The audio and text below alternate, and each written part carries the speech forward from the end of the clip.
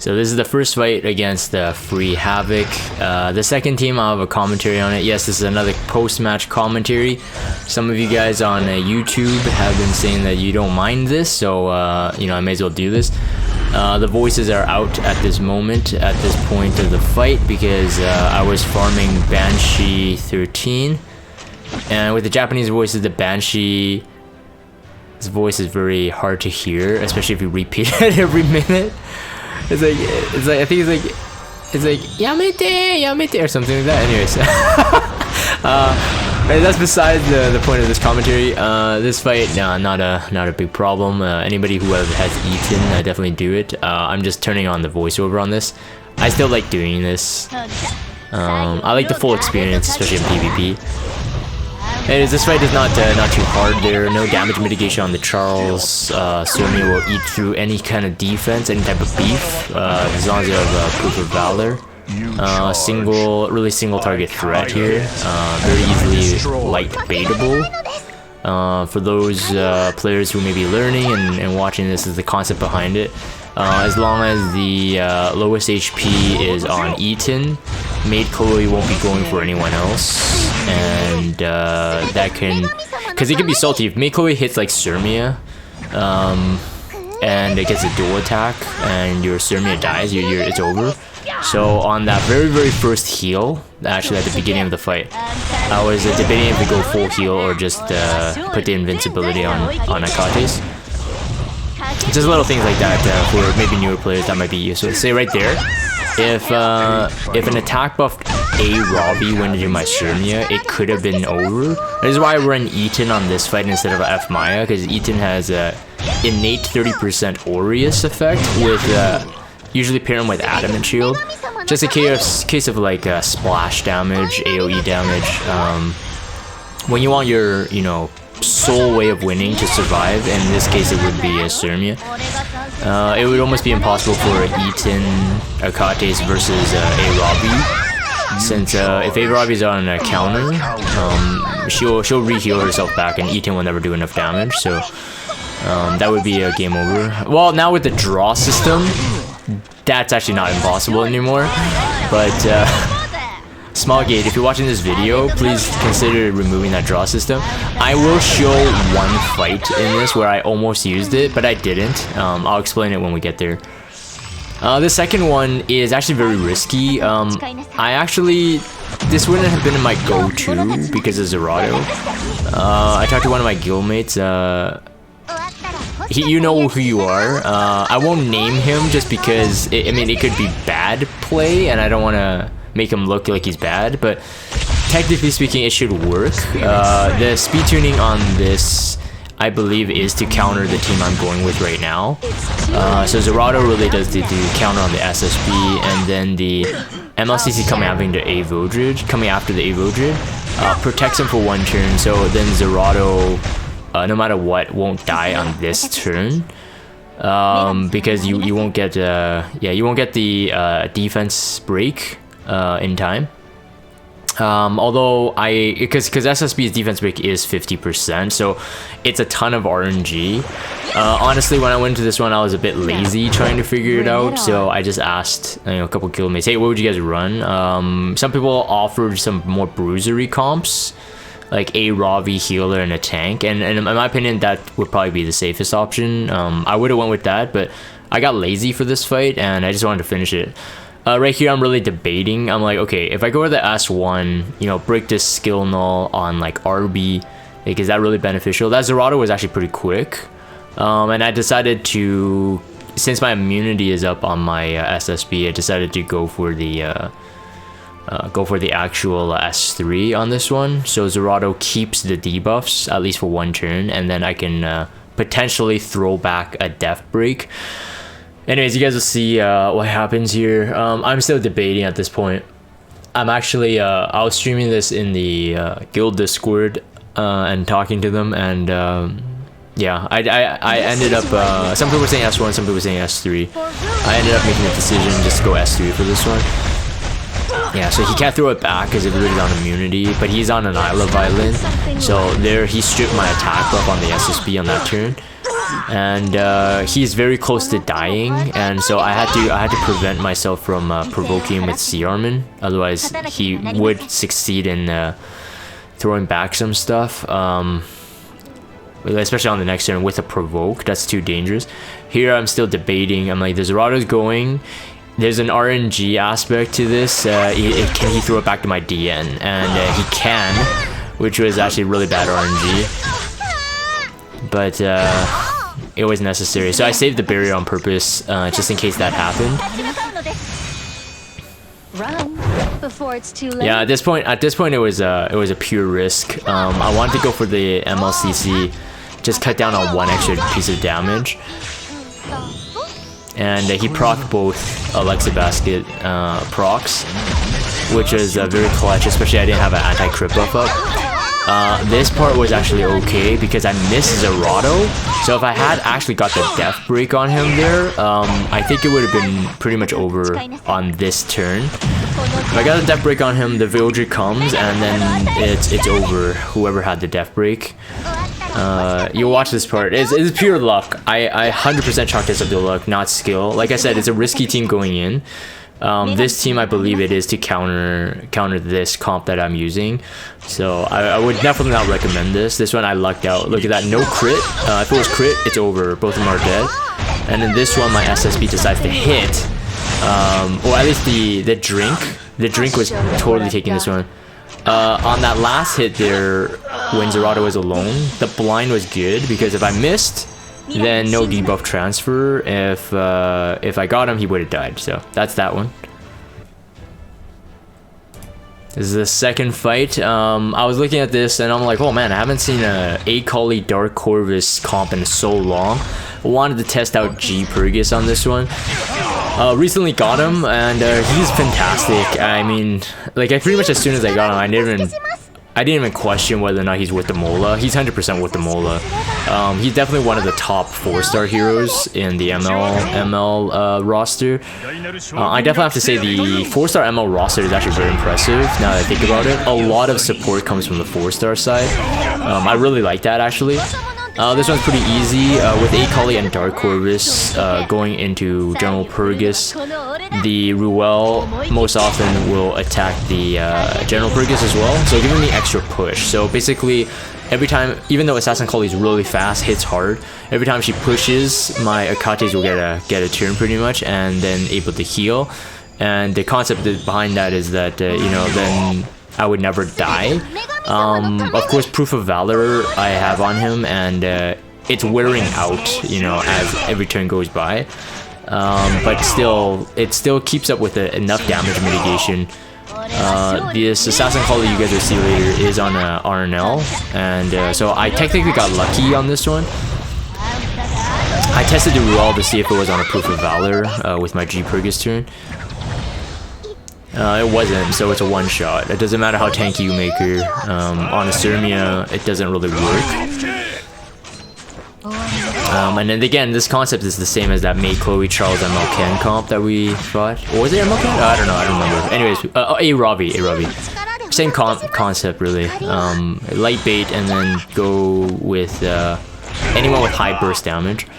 So this one's easy as well. I looked at the Dark Corvus HP. With the Soul Burn, it's over. And the Assassin Kali is dead on the next turn. Yeah, because the Akates has Rod on, and so every heal that she does will actually heal General Purgus.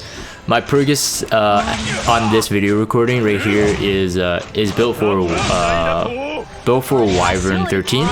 So he's very, very tanky. He's like 161 speed, 2k defense, 22,000 HP.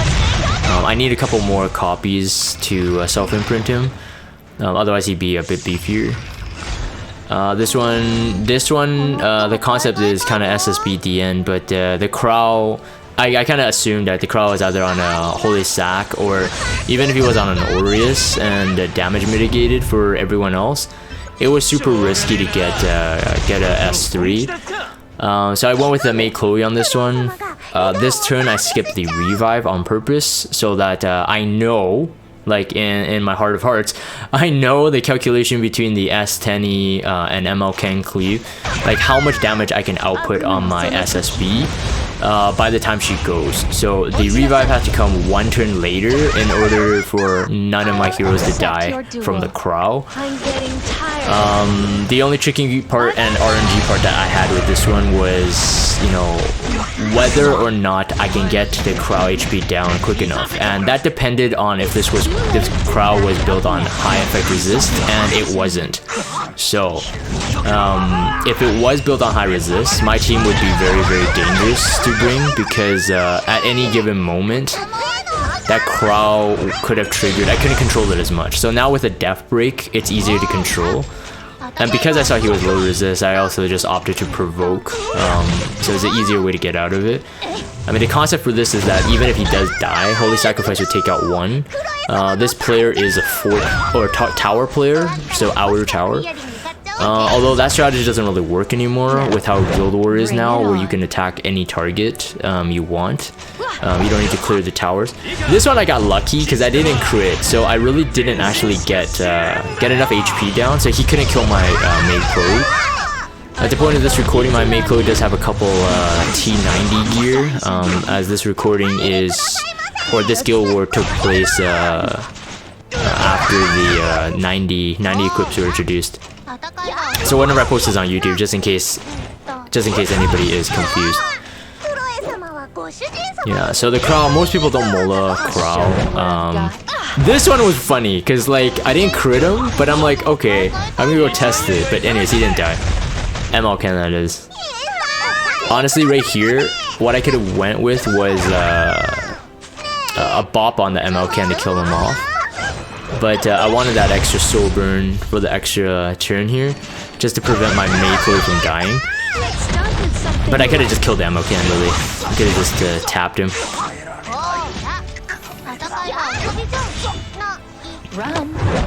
Yeah, so he was on Holy Sac. Most likely I just a maxed one.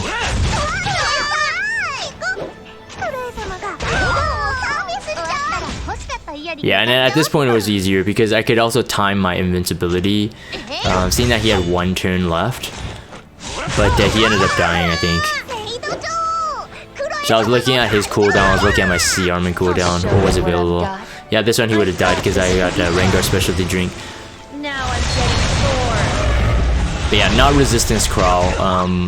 I think it would be really good if it was a resist Crow, and this team would be killing something for sure. Anyways, that's it for this fight as well. So this fight was very funny. I talked to the yggy guys about this. I'm like, okay, if I go SSB on this top team, that means that I'll potentially have to use the draw system to take out Rowana. Now this commentary could definitely be a Rowana commentary in and of itself, and also just the draw feature. I think I'll cover the draw feature first. So draw feature, again, Smilegate, if you're watching this or anybody watching this, yeah, this is why the draw features are stupid. I mean, like, we faced guilds already that have abused this, and I think even some of our own players just did it anyway, because it's available. Technically, it's fair game. And I was going to do this fight just to make that commentary. Technically, once RB is dead, there is no threat in this comp, because Lilies wouldn't kill C Armin, wouldn't kill Maid Chloe quick enough. I would always be able to revive and then restart over. So the whole thing banked on RB on this one, and I kind of assumed that RB was really fast. I was gonna go with an Alina on Tome, but I decided, you know what? For content's sake, let's see what will happen if I can actually reach the draw. And then the other thing was that SSB technically still had a 50-50 chance of actually taking out Rowana by herself, as long as you soul burn the S3, heal block, buff block, and there's not much Rowana can do. Otherwise, if Rowana has very high resistance, again, resistance is the key, I think, to this Rowana here. If she had very high resistance, I wouldn't have killed her. She eventually showed to be on a counter and Celestine, so it was very, very annoying to deal with. Again, I don't think Rowana works on a defense team. I haven't seen one that really works. This one, probably as close as a perfect one as it can be, because it has RB. Anything with RB, the team is pretty much good. Anyways, I had to revive on that turn too, so there's nothing they could do.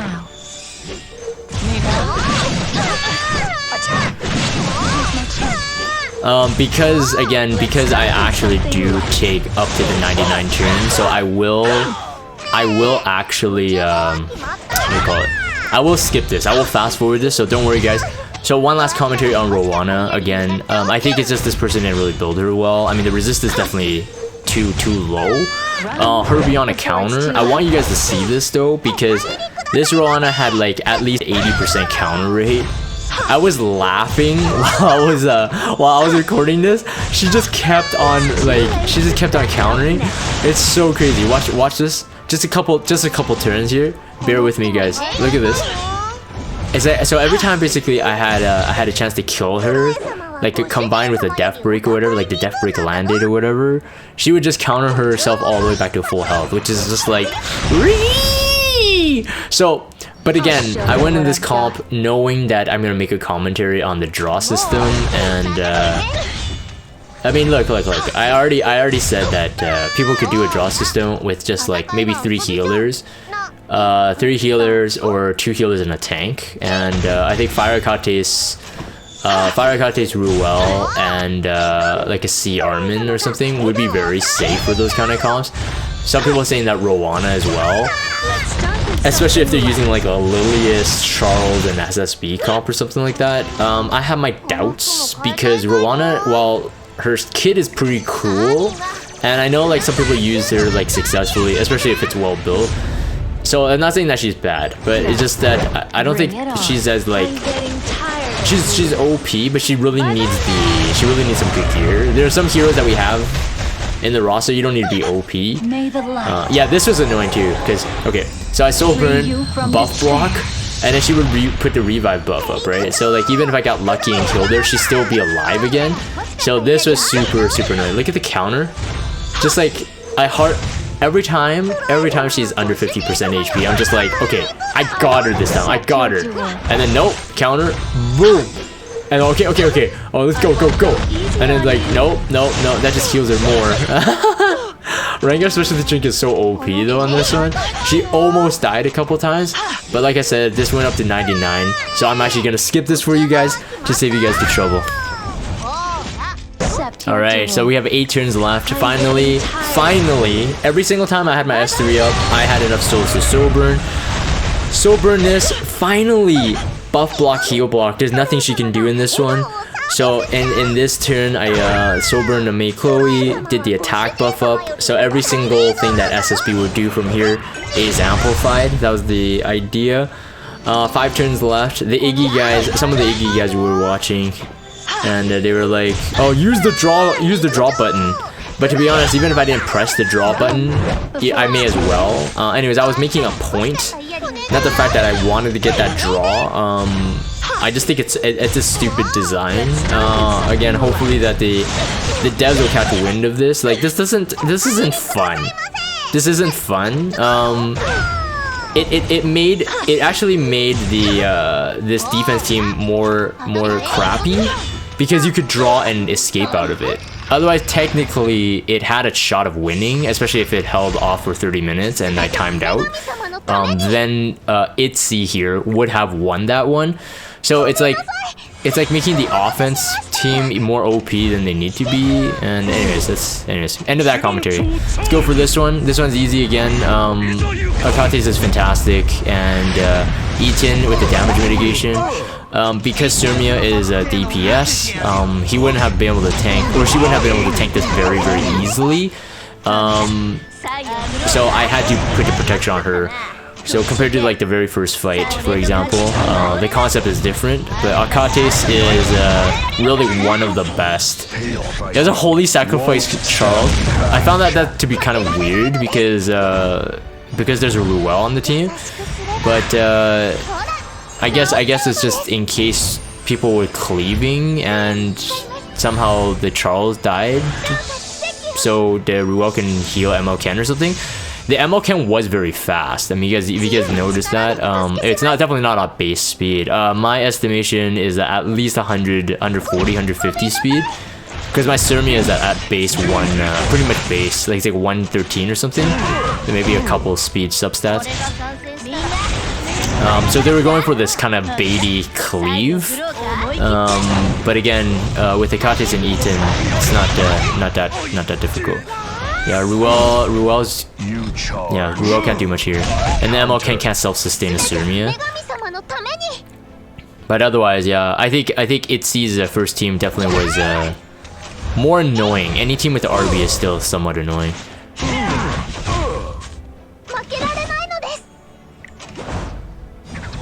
For Itzy's first comp, I actually was going to go with Assyria Tamarin Lilibet, but I couldn't risk that Lilius being like a DPS. If it was, I could have got wiped out before my Tamarin got a turn, because my Tamarin is relatively slow to more of the high-end Lilius, so I couldn't risk the speed. But anyways, yeah, this is no brainer at the end here. So I can even do my closing earlier. This is yggy versus FreeHavoc. Good war, guys. Very cool. And yeah, I'll end this for the video recording.